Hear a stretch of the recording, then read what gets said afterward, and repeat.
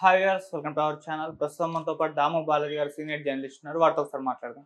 Sir నమస్కారం sir. నమస్తే. Sir TV anchor స్వేచ్ఛ వాళ్ళ ఇంట్లోనే సూసైడ్ చేసుకొని చనిపోయారు సార్. ఇది ఇప్పుడు మీడియా రంగంలో మొత్తం కూడా విషాదం నెలకొనడం చూస్తున్నాం. అసలు ఏం జరిగింది? ఎందుకు ఈ విధంగా సూసైడ్ చేసుకుంది? వాళ్ళ ఫాదర్ ఏమో వేరే ఆరోపణలు అయితే చేస్తున్నారు. మరి దీనికి సంబంధించి ఎటువంటి ఇన్ఫర్మేషన్స్? యా టీ న్యూస్లో పనిచేస్తున్న సీనియర్ జర్నలిస్టు స్వేచ్ఛ వటార్కర్, ఆమె పూర్తి పేరు స్వేచ్ఛ వటార్కర్, నిన్న 8:30 ప్రాంతంలో రాత్రి ఆత్మహత్య చేసుకుందని చెప్తున్నారు. పోలీసులకి 9:20 న్యూస్ అందింది. దాంతో చిక్కడపల్లి సిఐ రాజునాయక్ ఆధ్వర్యంలో పోలీసులు వెళ్ళారు. ఇది వచ్చి ఆర్టీసీ క్రాస్ రోడ్స్ దగ్గర జవహర్ నగర్లో ఉండే షాలం లతా నిలయంలో పెంట్ హౌస్లో ఈ అమ్మాయి ఉంటుంది.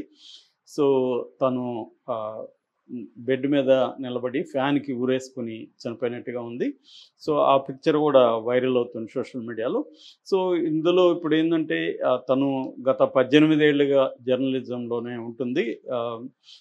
తను బిఏ అయిన తర్వాత ఉస్మానియా యూనివర్సిటీలో జర్నలిజం చేసిందని చెప్తున్నారు. దాని తర్వాత మహా టీవీ నుంచి స్టార్ట్ అయ్యి HM TV, TV9, V6, present tea న్యూస్లో యాంకర్గాను పనిచేస్తుంది. దాంతోపాటు నమస్తే తెలంగాణలో ఎడిట్ పేజీలో ఆర్టికల్స్ రాస్తుంది. తర్వాత తను ఇటు జర్నలిస్ట్ అసోసియేషన్లో కూడా చాలా స్ట్రాంగ్గా ఉందని చెప్తున్నారు. జాయింట్ సెక్రటరీగా విమెన్ జర్నలిస్ట్ అసోసియేషన్లో, అట్లాగే హౌసింగ్ సొసైటీ, జర్నలిస్ట్ హౌసింగ్ సొసైటీలో కూడా ఈసీ మెంబర్గా ఉన్నారు, ఎగ్జిక్యూటివ్ కమిటీ మెంబర్గా ఉంటున్నారు. అట్లాగే తెలంగాణ ఉద్యమంలో కూడా ఆమె యాక్టివ్గా పాల్గొన్నారు. సో ఇంకొకటి ఏంటంటే అన్నిటికంటే ఇంపార్టెంటు, వాళ్ళ అమ్మ నాన్న ఇద్దరు కూడా ఉద్యమకారులు. తెలంగాణ ఉద్యమంలో కావచ్చు, లెఫ్ట్ కార్మిక ఉద్యమాల్లో కావచ్చు వాళ్ళు చురుగ్గా పనిచేస్తారు. వీళ్ళ నాన్న శంకర్, ఆయన తెలంగాణ శంకర్ అని పిలుస్తారు. ఆయన ఇంతకుముందు ఉమ్మడి ఆంధ్రప్రదేశ్లో PDSU, progressive democratic student union, PDSUకి స్టేట్ ప్రెసిడెంట్గా పనిచేశాడు. తర్వాత వాళ్ళ అమ్మ చైతన్య మహిళా సమాఖ్య, శ్రీదేవి ఆమె పేరు, ఆమె చైతన్య మహిళా సమాఖ్యలో చాలా యాక్టివ్గా పనిచేస్తారని చెప్తున్నారు. సో బీడీ కార్మికులు, ఇలాంటి అసంఘటిత కార్మిక రంగంలో కూడా వాళ్ళిద్దరూ పనిచేస్తారు. బాగా తెలంగాణ ఉద్యమంలో యాక్టివ్గా ఉన్నారు కాబట్టి తెలంగాణ ప్రజల్లో విస్తృత సంబంధాలు ఉన్న కుటుంబం. అట్లాగే చిక్కడపల్లిలో వీళ్ళు ఒక లెఫ్ట్ సంబంధించిన లిటరేచర్ కావచ్చు, పుస్తకాలు, లెఫ్ట్, దళిత, ఇటువంటి ఒక ప్రోగ్రెసివ్ బుక్ షాప్ కూడా వీళ్ళు ఎప్పటి నుంచో నడుపుతున్నారు. సో ఈ అమ్మాయి కూడా చాలా డైనమిక్, చురుకు, పేరుకు తగినట్టు స్వేచ్ఛగా ఉండడం ఉంది. అలాగే ఈ అమ్మాయి చాలా సున్నితమైన పోయిటరీ కూడా రాసిందని చెప్తున్నారు. మట్టిపూల గాలి అనే ఒక సంకలనం కూడా 2 ఏళ్ల ముందు తీసుకొచ్చారు. దానికి ఏలే లక్ష్మణ్ కవర్ డిజైన్ వేశారు. దాని ముందు మాట ప్రముఖ కవి సీతారాం రాశారు. దాంట్లో ఆ కవిత్వం మనం చూస్తే, నేను కూడా చూశాను కొన్ని కవితలు, ఆ కవిత్వంలోనే ఈమె కొంత దుఃఖం కనిపిస్తుంది. ఆయన కూడా బ్లర్బులో కూడా రాశాడు, దుఃఖపు దుప్పటి, రక్తపు ముసురు, కన్నీటి పూలు. ఈమె కవిత్వం ఉద్వేగ ప్రధానంగా ఉంటుంది, సంవేదనలు ప్రచండం అని రాశాడు. అట్లాగే గాయపు రంగులు, ఉద్వేగపడుతున్న కంటి అలా, ఇలాంటి కాన్సెప్ట్లు ఆ అమ్మాయి కవిత్వంలో ఉందని సీతారాం కూడా రాశారు. అలాగే ఒక ఫ్రెండ్ కూడా ఫేస్బుక్లో పోస్ట్ పెడుతూ చాలా దుఃఖపు కవిత్వం ఎక్కువ ఈమె రాసింది, అంటే ఒక ఒంటరితనం ఈమె లోపల ఉంది అనేది చెప్పారు. అట్లాగే ఈమె కూడా చెప్పుకుంటూ సారంగలో చాలా పోయం, సారంగ అనే వెబ్ మ్యాగజైన్ ఉంది, అప్సర్ నడుపుతారైన, అప్సర్ కల్పన రెంటాల. సో దాంట్లో కూడా ఈమె చాలా కవితలు రాసింది, తన గురించి కూడా చెప్పుకునింది. తన 8వ క్లాసులోనే పోయిమ్స్ రాశానని చెప్పుకునింది.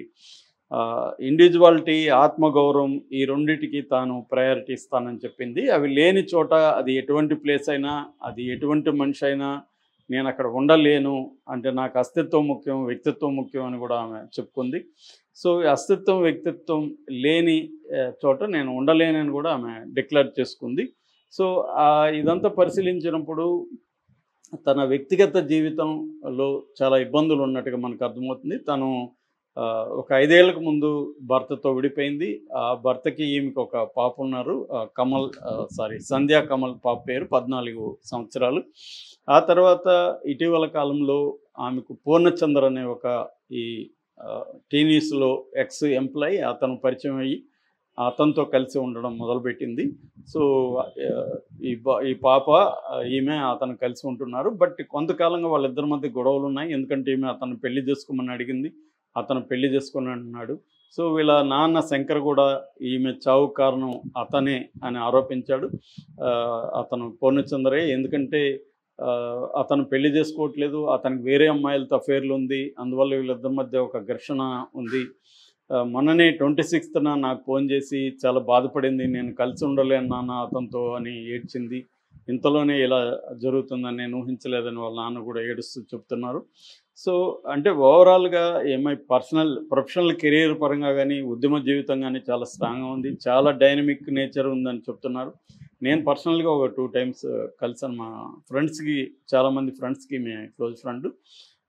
బట్ చాలా డైనమిక్గా ఉంటుంది, ఎప్పుడూ నవ్వుతూ ఉంటుంది, ఇతరులకు ధైర్యం చెప్తుంది. ఇలాంటి అమ్మాయి ఆత్మహత్య చేసుకుంటుందంటే మేము నమ్మట్లేదని చాలామంది చెప్తున్నారు. చాలామందికి అనుమానాలు కూడా వ్యక్తం చేస్తున్నారు. ఎందుకంటే ఆ బెడ్ మీద కాళ్ళు సరిగా ఆనట్లేదు, ఆ తర్వాత రక్తం కనిపిస్తుంది, ముక్కులోంచి బ్లడ్ కనిపిస్తుంది. ఇది ఆత్మహత్య కాకపోవచ్చేమో అని కూడా చాలామంది దీని మీద విచారణ జరపాలని కూడా డిమాండ్ చేస్తున్నారు. సో కానీ వాళ్ళ నాన్న మాత్రం ఇది ఆత్మహత్య అన్నట్టుగానే చెప్తున్నాడు. బట్ ఆ అబ్బాయి కారణం అని చెప్తున్నారు. అంటే అబెట్టింగ్ సూసైడ్ కింద, ఒకవేళ ఇది సూసైడ్ అని పోస్ట్ మార్టంలో తేలితే కూడా ఆ అబ్బాయి మీద కేసు పెట్టే అవకాశం ఉంది. ఎందుకంటే అబెట్టింగ్ సూసైడ్ అంటారు. సో అతని వల్లే అని. అంటే ఇక్కడ మనకి అర్థమవుతున్నది ఏమంటే, చాలామందికి ఆశ్చర్యం, షాకింగ్ ఏంటంటే ఒక ఇంత ఉద్యమంలో చురుగ్గా ఉండి అనేక మందికి ఇన్స్పిరేషన్గా నిలిచి వందలాది మంది కి ఈమె చాలా క్లోజ్గా ఉండి అలాంటి వ్యక్తి సూసైడ్ చేసుకుందంటే నమ్మలేకపోతున్నాం అనేది ఎక్కువ మంది పెడుతున్నారు. అంటే ఇది మామూలుగా నేను కూడా ఉద్యమాల్లో పనిచేసే కాబట్టి ఉద్యమాల్లో ఉన్న వాళ్ళకి ఒక రకమైన ఒంటరితనం కూడా ఉంటుంది. ఎందుకంటే చాలా పర్సనల్ విషయాలు షేర్ చేసుకోలేరు ఉద్యమ సహచరులతో.